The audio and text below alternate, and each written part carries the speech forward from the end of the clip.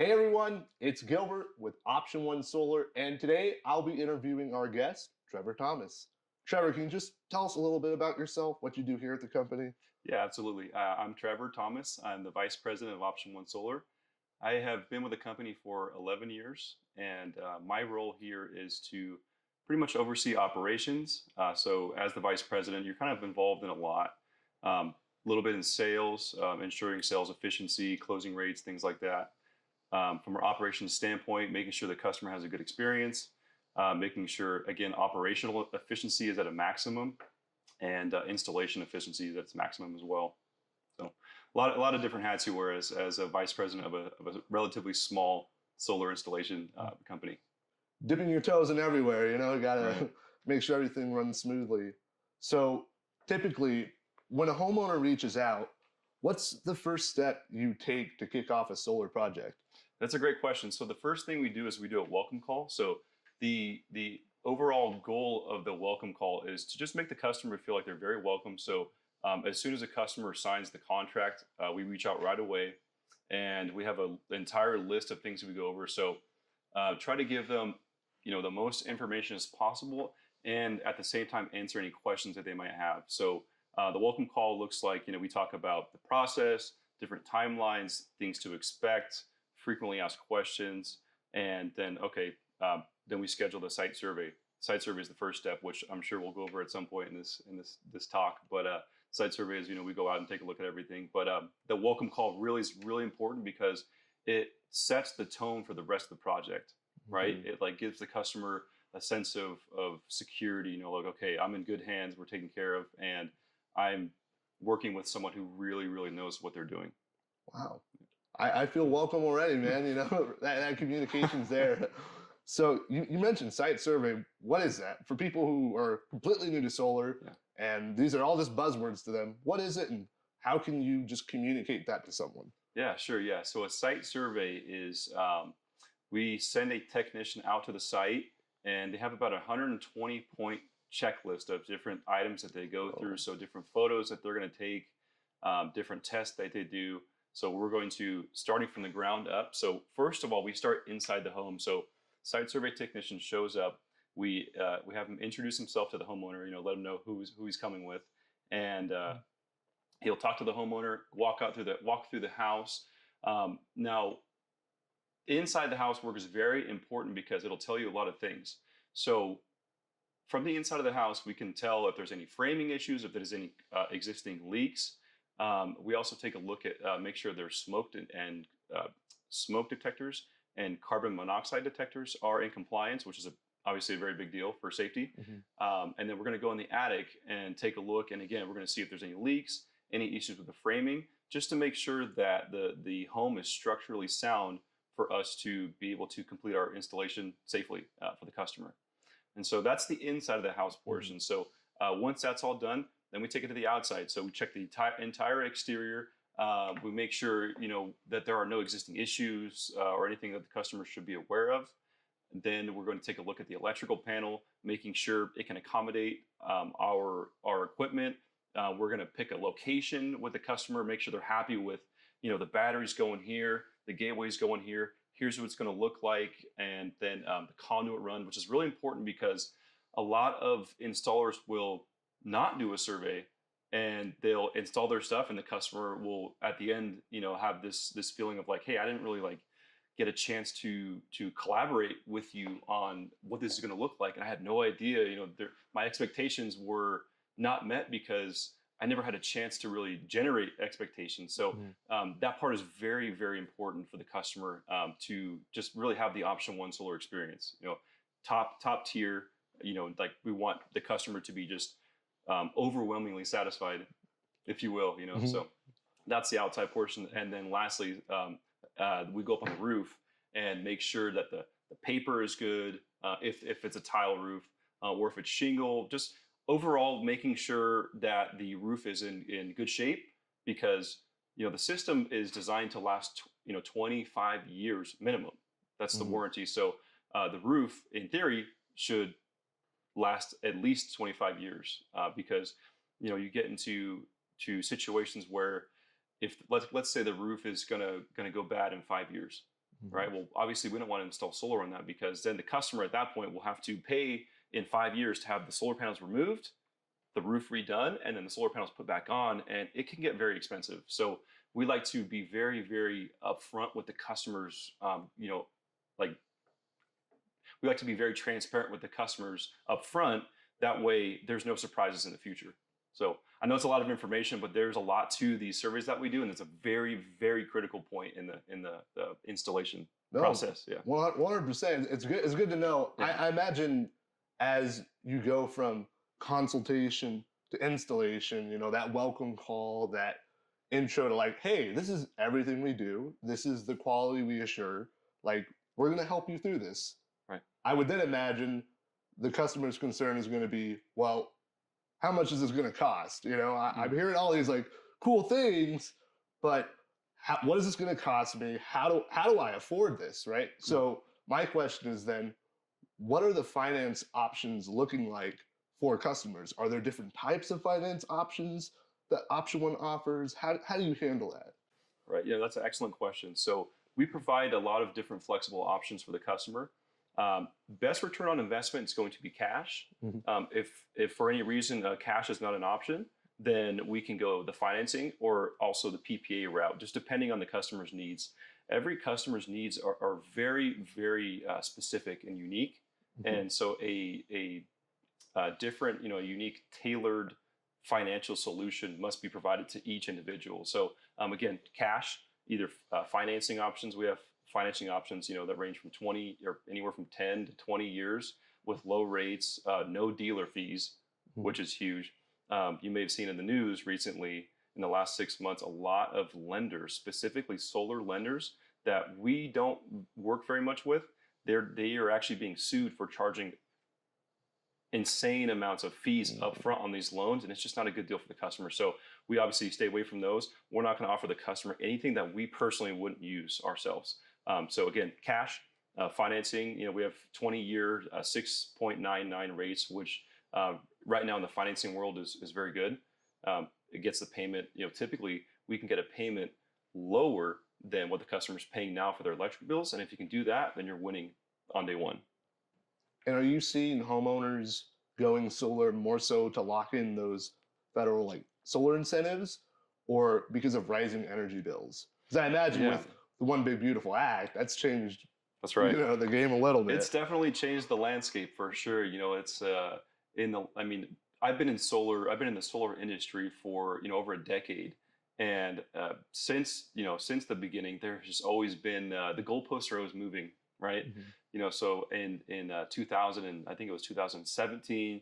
That's when NEM 1, the original program, went to NEM 2, and then again in 2023, NEM 2 went to NEM 3, and then now you have in 2025 the elimination of the 30% federal tax credit, which is a huge, huge deal for our customers. So yes, that's a great question. With the 30% going away, that does change the motivation, right, for getting solar and batteries. But it's still the primary motivation is, hey, I'm getting a $1,200 electric bill. What if I can make it $600 financing bill, right? Mhm. Monthly bill. So you're saving right out the gate. So not only do you pay a lesser bill, but you also have, you control your own power, and you have battery backup in the event of a grid outage. So Mhm. the motivation there is roughly the same. If I'm not mistaken, the tariffs have changed so much. It used to Mhm. be with NEM one dollar to dollar, and now with NEM three, it's like dollar to 25 cents. Not just incentivizing customers to say you should probably get a battery, but would you say in the future of the solar landscape, you're going to need a battery because the only way you could really make money and own your power is if you literally own it with a battery? Right. No, that's an excellent question. Yeah. So that all came about in NEM 3. So it's April 2023. That's when the change from NEM 2.0 to NEM 3.0 happened. And so, long story short, it did make batteries a necessity to preserve the ROI of the system, right? To preserve that return on investment. And the reason that is because, like you had mentioned, before NEM 1 and NEM 2, they were giving like for like credits, right? So in NEM 1, it was just domestic rates, electricity was the same price for all 24 hours. Then they introduced time of use, which made sense for the utilities because the utilities were experiencing and are still experiencing a large demand during 4 to 9 p.m. Which, of course, that's why the electricity is so expensive from 4 to 9 p.m. because everyone's home, they're running the AC. It's when everyone's kind of getting home and using more power. So it does put more stress on the grid, meaning that there is a higher cost of infrastructure for the utility companies like Southern California Edison, SDG&E, and PG&E. Those are the three large utilities in California. Back to my original point was the after an M3, your credits that you would receive for sending electricity back to the grid are basically pennies on the dollar. It's very not beneficial for the customer. So with that being said, you want the number one goal now for a customer is, hey, we want 100% of your power, or as close to 100% as we can get, coming from your battery or the solar, and zero coming from the grid, nothing from the grid, if possible. And we can get it pretty close. And so the closer you get, the better the ROI is. So we're actually seeing, the ROI went from being in NEM2 about 4 to 6 years return on investment now to roughly 5 to 7. So it got a little bit worse, but it's still a great deal because, again, the lifetime savings of a customer over the lifetime of the system over 25 years is anywhere. I mean, I've seen it anywhere from $100,000 to $250,000 over that time, which is incredible. Yeah. So it's still a really, really good deal when it's done right. And that's the big part of it. It has to be done right, because there's a lot of companies, a lot of people that are designing systems that maybe are not qualified because you have to know when the customer is using their power. You have to have that interval data. You have to know when. You can't just take a bill and look at the bill and say, oh, okay, this customer's paying $600. They need 25 solar panels. It's not that simple. You have to know exactly when and tailor a system and customize the amount of battery storage that they have. That's unique to that home. And that kind of ties back to the welcome call, consultation, That's all right. the way up to, it's not cookie cutter. It's very specific, very individual. That's right. Yeah, that's right. I'm actually curious, is there any solar technologies or new up and coming like batteries or anything that's catching your eye that's like, whoa, hey, this is something I've never seen before. This is something crazy. Nothing in particular. I mean, there's always innovation in this space. I would say batteries, the biggest change has been the chemistry of the batteries. So we went from seeing a lot of lithium ion. So it was like nickel, manganese, cobalt is the chemistry, which was not as safe as it is today. So today they used a lithium ferrous phosphate chemistry. So it's supposed to be less toxic, less likely to have a thermal runaway experience. So just overall safer chemistry. That's been a huge improvement over the last decade that I've seen. Other than that, the customer-facing software, the user interface has come a long ways from where it was. So when I installed my first Tesla battery in 2014, so it's definitely come a very, very long ways. Tesla's done a great job at developing that app and just giving the customer a lot of control and a lot of visibility into their system, into not only into the system, but also into their own electrical habits as an individual. So it's really cool. They can kind of see just how much self-consumption they have, and really, really look at their efficiency and be able to, because with that data, then they can make adjustments to save money at the end of the day. Because that's what that's the name of the game at the end of the day, is to help the customer save money. OptionOne's always pushing the needle. It's always like improving and getting better. Sure. AI is a future. AI is a technology that exists. Do you see any possible futures with solar and AI? Is there any integration? Oh, of course. Yeah, absolutely. Yeah. I mean, we use it already to this day. I mean, of course, everyone's using ChatGPT. That's no secret. Yeah. But aside from that, we do have some features with AI. So we use a software that I am a huge fan of. We've been using it for about 4 years, called Scanifly. Ooh. And Scanifly is actually part of our site survey procedure. So we do a automated drone flight above the home, and that creates a 3D model of the house for us. And it's really, really neat because it allows us to get our solar production estimates. So we can estimate how much the solar panels are going to produce over the entire lifetime within 1%. And we've been testing, so over 4 years, that's our average is about 1% accuracy, which is like pretty amazing. Oh yeah. Just given that there was changes in the weather, and things like that are you can't really predict that far out. So it's done a very, very good job of giving us real time data of how much the customer is going to receive from the solar panels. But within that, there are some AI functions inside that program. So it's really cool. Like I can fly a drone.